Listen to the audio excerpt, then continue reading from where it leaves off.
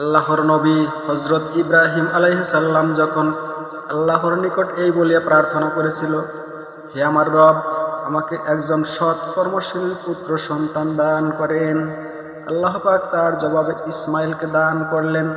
সেই ইসমাইল যখন শৈশবে পৌঁছে গেল, পিতার সাথে চলাফেরার মতো পরিস্থিতি হয়ে গেল, তখন আল্লাহ তাআলা একদিন ইব্রাহিমকে আদেশ করলেন, আমার জন্য কোরবানি করো। তিনি পরের দিন উট দুম্বা কোরবানি করলেন। পরের দিন আবার তাকে স্বপ্নে দেখানো হলো, আমার জন্য কোরবানি করো। তিনি পুনরায় উট দুম্বা কোরবানি করলেন। তৃতীয় রাতে তাকে দেখানো হলো, হে ইব্রাহিম, তোমার সবচাইতে প্রিয় বস্তুকে আমার জন্য কোরবানি করো। তখন ইব্রাহিম আলাইহিস সালাম চিন্তা ভাবনা করে দেখলেন, বৃদ্ধ বয়সে একমাত্র সন্তান ইসমাইল আমার সবচেয়ে বেশি প্রিয়। আল্লাহ তাআলা তাকেই কোরবানি করার জন্য আমাকে বলেছেন।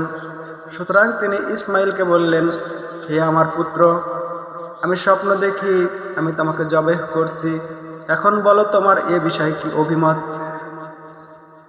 ইসমাইল বলল, হে আমার পিতা, আপনাকে যা আদেশ করা হয়েছে তা আপনি কার্যকর করে ফেলুন, নিশ্চয়ই আপনি আমাকে ধৈর্যশীলদের মধ্যেই পাবেন।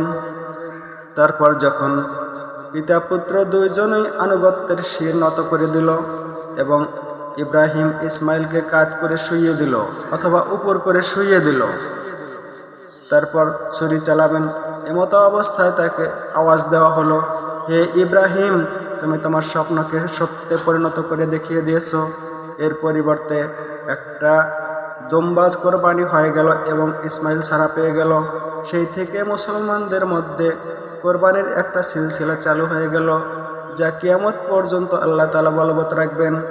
আমাদের পিতা, জাতির পিতা হযরত ইব্রাহিম আলাইহিস সালামকে অনুসরণ করে আমরা যদি এভাবেই কোরবানি করে ত্যাগ তিতিক্ষার মাধ্যমে আল্লাহর সন্তুষ্টি অর্জন করতে পারি, তাহলে আমাদের পরকালে নাজাতের ব্যবস্থা হইয়া যাইবে ইনশাআল্লাহ।